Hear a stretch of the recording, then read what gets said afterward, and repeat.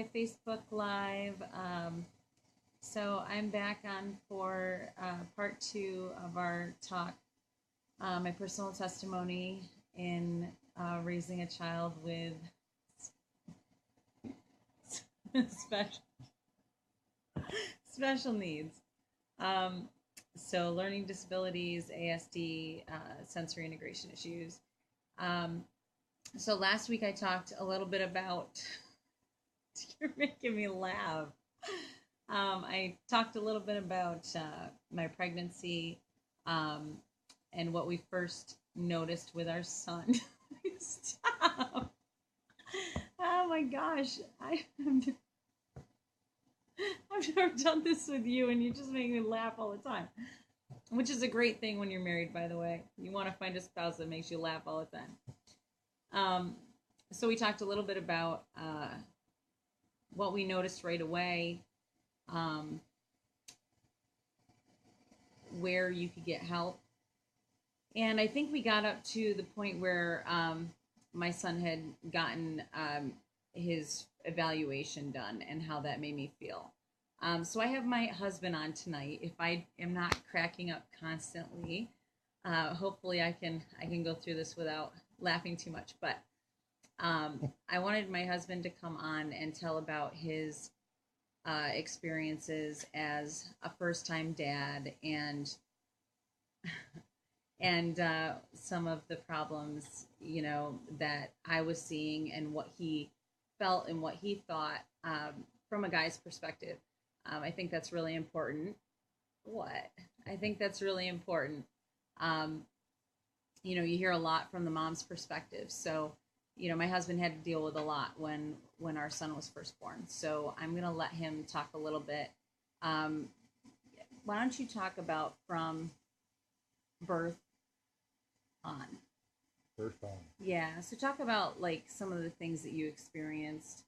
So, birth was kind of interesting. Julie had an emergency C-section. Uh, and so for me, it was kind of interesting because I don't know how else to describe it other than insta baby.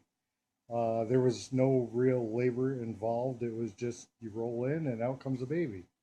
Um, I had an instant attachment to him just for the fact that we had read books to the belly and all this other stuff that all the crazy things they make you do while you've got a baby in the womb. So we Zachy comes out and they hand him to me, and of course there's this moment of where he's crying and then he stops crying when he starts feeling your heartbeat, and he starts hearing you and so on.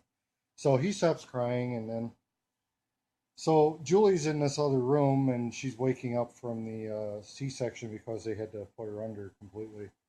And so we basically, I go in there and I've got the baby and Zechariah, I should say. Zachariah, Yeah, he yes. has a name, believe it or not. So we go in there and Julie's coming to, and she didn't want anything to do with Zachariah, and that's kind of hard because I'm like, well, he was in you for 9 months. Why don't you want to be near him? And he just, she just didn't want anything to do with him. And I think a lot of it was because of the painkillers and the medication and so on. But there wasn't an instant attachment. So being a new dad, I had no flipping clue what to do. It's not like they come with a manual or anything like that. So we uh, we get through the hospital phase. They release us, and we come home, and he cried all night the first night. Oh yeah, he wasn't feeding. Yeah, no, he wasn't eating, and I don't know why. If you see my size, food is not an issue for me. So, anyways, we finally figured out what we had to do to get him to eat, and so, anyways, coming from birth, there were some things. Julie, while she's trying to recover, Zachariah, he had his needs basically bath, change the diaper, feed. That seemed to be my regular responsibilities. Try to keep up with the dishes and food and cooking and cleaning, and still go to work 60 hours a week. So it was relatively challenging at first. Took a lot to get used to. if you will. So that went on for a few months, and then we started to get back into our normal routine. I would go to work every day. Julie would stay home, take care of Zachariah. She had given up her career to take care of Zachariah, and I don't know, what was it, about 6 months, 7 months, something like that. We started noticing some different things. Julie felt, he was a little slow, if you will, in certain areas, and I just felt, I thought she was a little crazy, to be truthful. And he wasn't picking up things quickly. It was taking a long time to teach him how to do things. But as we backtracked, we started seeing things earlier on that we recognized later. Right. So yeah, you thought I was a little. I thought you were crazy. So we battled this for a time. Really, really, when he should have been able to start talking, that's when things really kind of, I had family members saying that he's just slow. Don't worry about it. He's normal. One of the biggest fears I had was not having a normal kid. A kid that could function in society or be able to do anything. So your biggest fear before you had kids. Yeah, before I had kids, yeah, it was not having a functional child. So when he came out, I was excited to see that he had 5 fingers or 10, 10 yeah, fingers, 10 10 toes, five on each so, hand. yeah, yeah. So, and he was able to yell and so on, and that was all good things. His heartbeat was good, and he, they check him all over like they do, and everything was good. So, anyways, to try to start thinking that there could be something wrong, I just wasn't excited to feel that way, and I actually, I remember a few times I was like, no, there's nothing wrong. You got to stop. The more you talk about this stuff, the worse he's going to get. And I used to get really frustrated about it because, along with that, I was dealing with some other things in life, and it got to be pretty rough. Not rough like we were angry at each other or mad at each other. It was just a time. So it was about 15 months. Yeah, about 12 months. I said I think we should get him evaluated, and we kind of had back and forth. Yeah, so we battled this for about 3 months, Yeah. getting him evaluated. Finally, I gave in. I'm like, fine. If you want somebody to come here and tell you he's normal, go ahead. Have somebody come here and tell you normal. Well, I'm just here to tell you that wasn't how that meeting went. Um, they basically said, he should be doing this and he should be doing that, and he had some interesting quirks, as he was getting to that point. He could run across a pile of Legos on the floor, and it wouldn't even bother him a bit. It was like he felt absolutely no pain at all. So it was kind of interesting some of the things that he could do. And so, anyways, these people came and they did an evaluation. I think there was 4 or 5 people.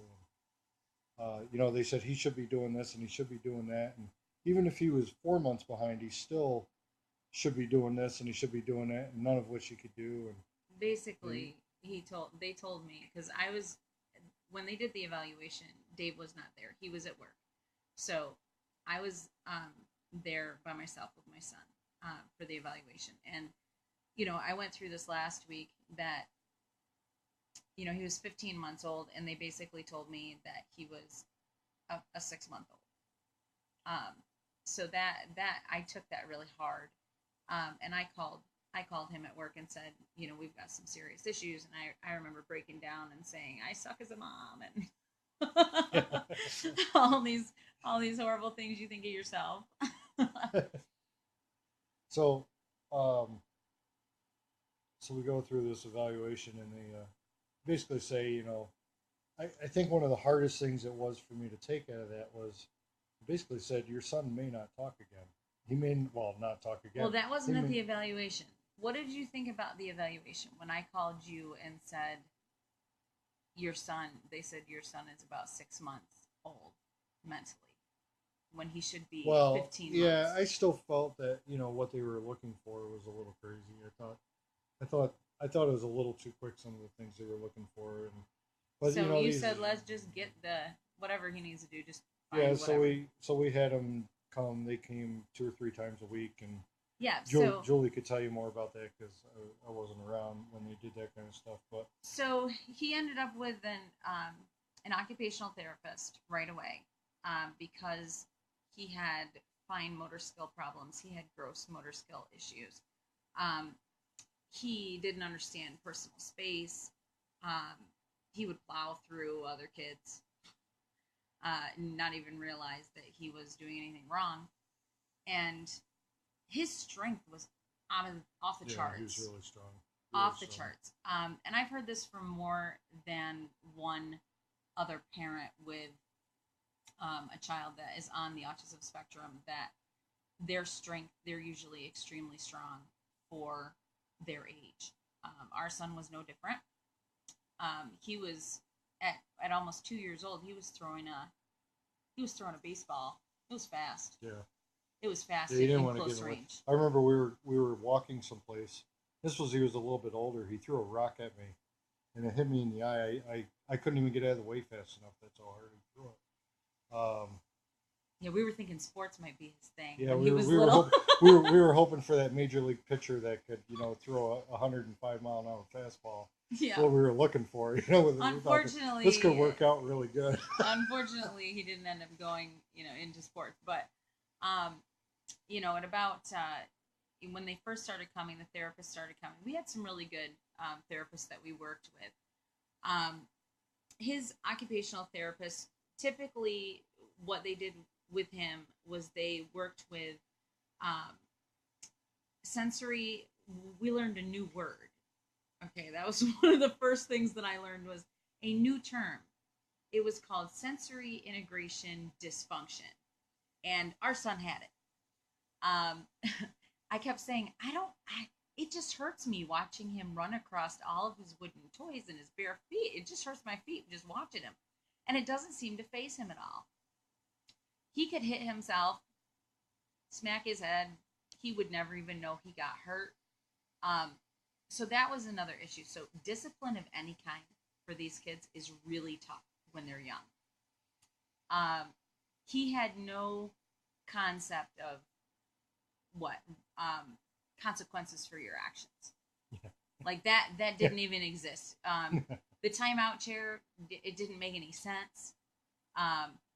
You couldn't go back to typical spanking back in the day. When your mom used to spank you on the butt, or your grandparents when you did something wrong.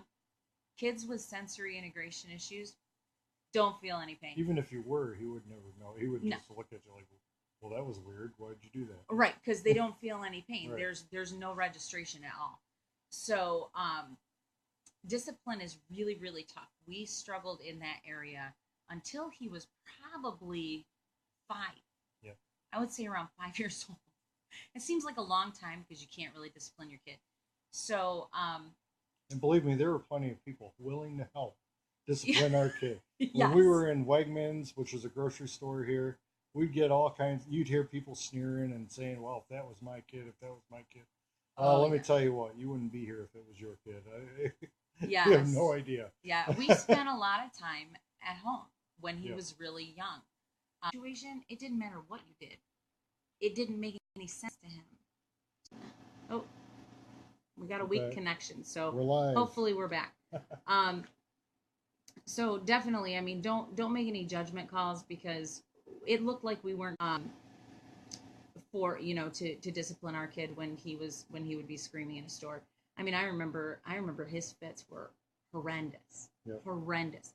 I mean, he had such bad fits in a store, blood curdling screams.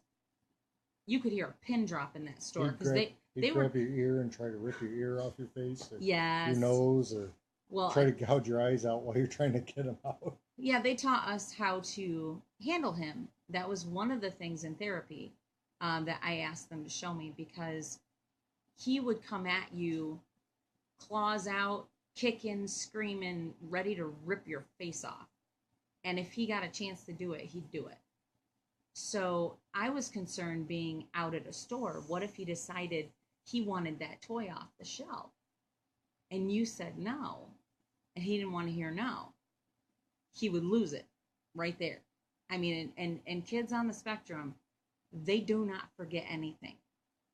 They'll lose it, and they might lose it for 2 hours, right where they're at. They will drop. And you have to figure out a way to get them out of the store. Yeah, he would fall asleep and wake up still mad. Yeah. So Hours later, sometimes the next day, he'd remember that toy on the shelf at the store and he'd lose it all over again, like it just happened. So, it would come randomly. You'd be at a grocery store and he'd be screaming about the thing he saw at Target a day before. Um, so you always had to kind of be on guard and ready to handle the tantrums when they came, and no matter how hard they came or how fast they came. So they taught us a technique where you have your child facing away from you, and you put one arm over their shoulder and the other arm in between their legs, and you grasp your hands together, and you could pick them up that way. That way, because they're not facing you, they can't reach you with their hands, they can't reach you with their feet, they can't bite you, and you can easily pick them up and carry them out as long as they're not too heavy. Because when he got too heavy, it was which done. became a problem with Zechariah very quickly because he got very big fast. Yes. So yeah. So I would say somewhere between the 15-month mark and the 2-year mark, we started hearing things from our speech therapist that Zachariah was showing signs of oral and verbal apraxia.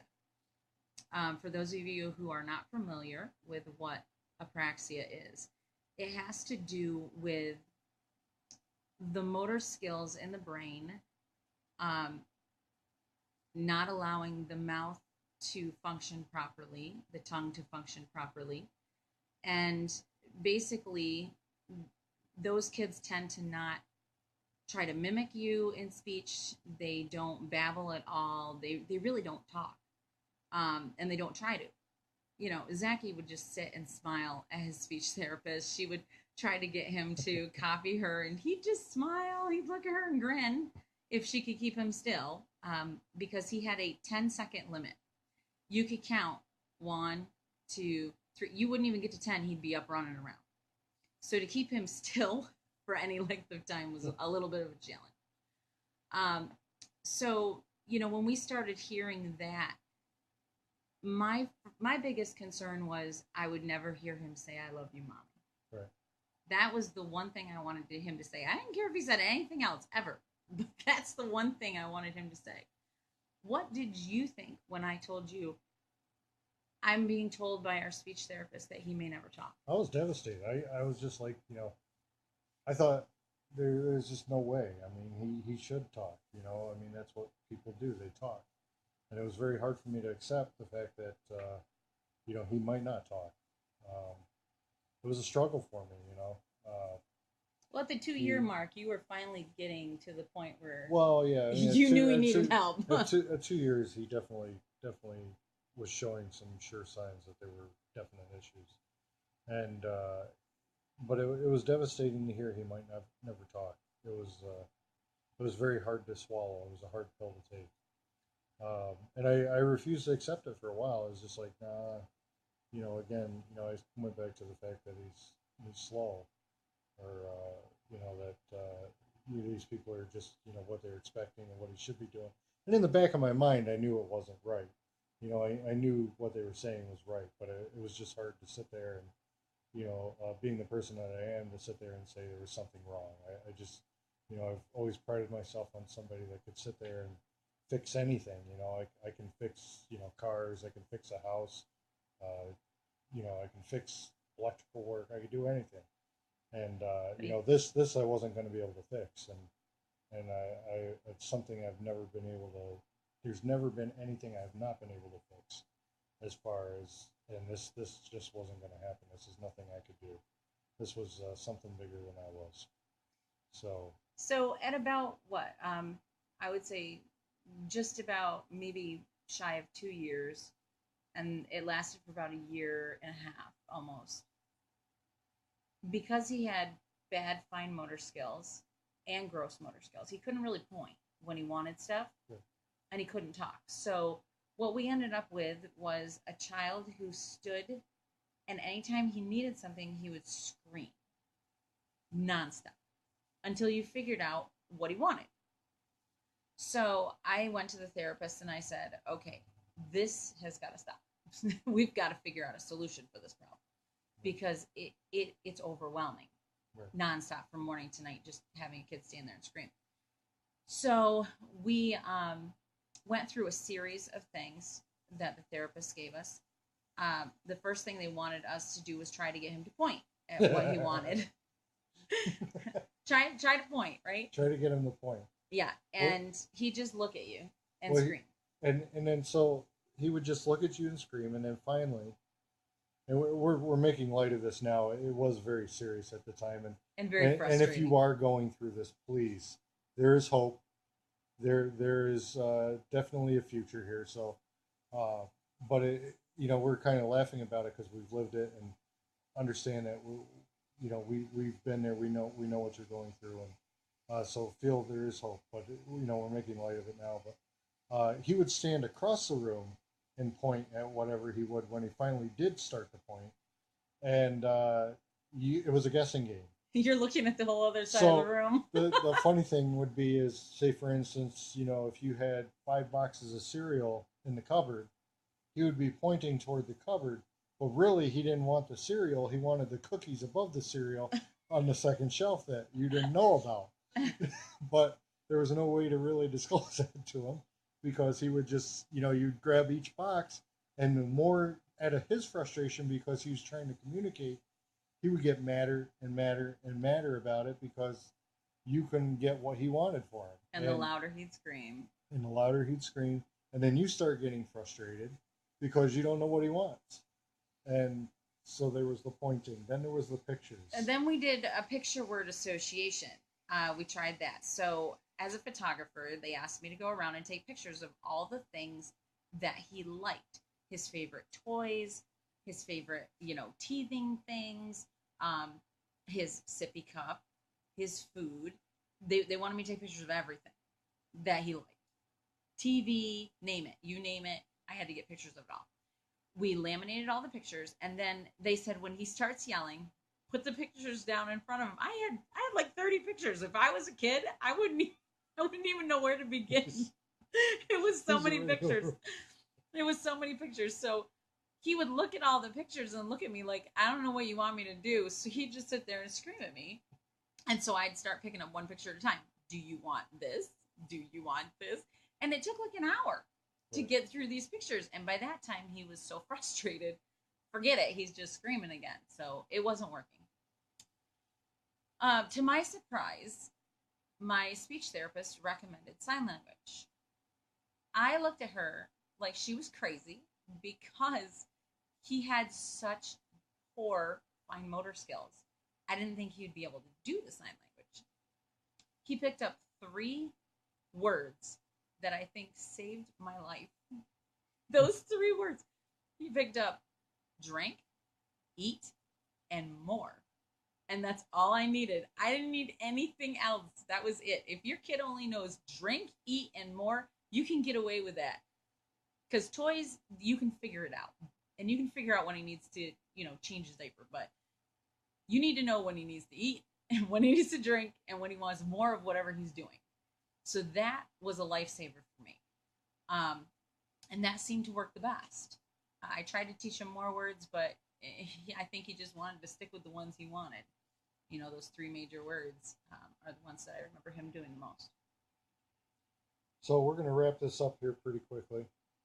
But I want you to know that, if there's any guys out there watching there with your wife or what have you, if you have a kid that you're not sure about, things are not, as they should be or what you feel they should be, take the time and get them evaluated. It's well worth it. The younger, the better. Definitely. I look back and I say, if it had been me and Zachariah, if Julie was out of the picture, he might have been 5 or 6 years old before he ever got evaluated with me. Julie was on top of it. She knew things were right. No matter how bad I wanted to just sit there and say, no, that's not possible. Uh, she was adamant and she kept pushing and pushing and pushing. And finally, I gave in. My stubbornness gave in, and I said, okay, fine, let's do it. But if you have a child that you're not sure about, even if they're 7 or 8 months old, and you can see the signs that things not right. You know, Zechariah used to have this thing. I remember distinctly up until like he was 6 months old. He would walk around. His hand would be kind of like this all the time. It would never like he couldn't straighten it out, Yeah, he couldn't use it and he properly. couldn't use it properly, and you know he couldn't grab. He had no strength in that hand at all. I'm not. We never did figure out what was wrong with that, They think but it was from him being stuck. They think it was over his head, and he couldn't use it for the last oh, 2 or 3 months in the womb. so anyways, but if you have a child that you know things don't seem like they should, definitely get them evaluated. Take the time and do it. It's well worth it. And you know we'll get into details further you know down the road here about what Oh, where he's at now and so on. But there's quite a story behind it, and yeah. We're gonna talk next week. Are you gonna jump in on with me next maybe week? I don't know. We'll see. We're gonna talk next. We're gonna talk next week about our miracle child, because Zachariah is a walking, breathing miracle. Yeah. Um, like I said, he basically, we were told he's not going to talk, and he wasn't even trying to talk. So we'll get more into that next week and bring you up to the point where he started talking and how that all took place, because it is not typical. Right. And if you guys have any comments or questions, you can put them in the comments. Or we'll respond back, or Julie will. Definitely. Any questions, or you can message us to um, comments or questions, thoughts, anything like that. So. We feel for all you parents out there that are dealing with very young kids on the autism spectrum.